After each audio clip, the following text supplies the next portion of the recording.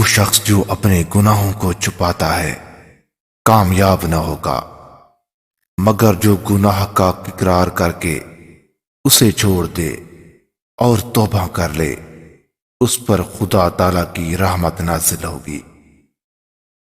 جھگڑے کو تیز ہو جانے سے پہلے چھوڑ دو۔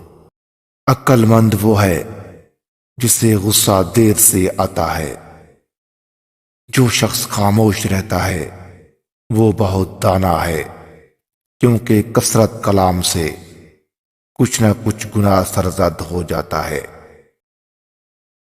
ہمسائے کو کل پر مت ٹرخا، بلکہ اس کی ضرورت اسی وقت پورا کر دے۔ تمہارے ماں باپ نے جو قدیم حدود باندھی ہے ان کو مت سرکاؤ۔ جو مفلسوں پر رحم کرتا ہے وہ اپنے خالق کی عزت کرتا ہے، جو غریبوں پر ظلم کرتا ہے وہ رب کی حقارت کرتا ہے۔ غموں کو چھپا کے چہرے پر مسکراہٹ سجانے رکھنا عظمت ہے۔ پھول کی تمنا کرو گے تو کانٹوں سے واسطہ پڑے گا۔ اپنے دوست کو خالص ترین محبت دو، مگر راز نہ دو۔ جو شخص ملنے جلنے میں انکساری، عاجزی اور خاکساری اختیار کرے اس سے ہوشیار رہو، کیونکہ جیتا باز اور کمان یہ سبھی جھک کر مارتے ہیں۔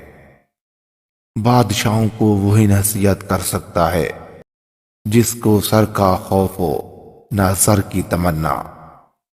ہر قوم کی فتح مندی اور غلبے کا راز اس کے نوجوانوں کی جسمانی صحت پر ہے۔ جو قرآن مجید پڑھتا ہے اسے اس پر عمل کرنے کی فکر کرنی چاہیے۔ صرف دو باتوں پر عمل کریں، تمہیں نظر انداز اگنور کرنے والی عورت دن رات تمہاری یاد کرے گی۔ ایک، اسے نظر انداز کرو۔ دو، پیچھے ہٹ جاؤ اور خاموشی اختیار کر لو۔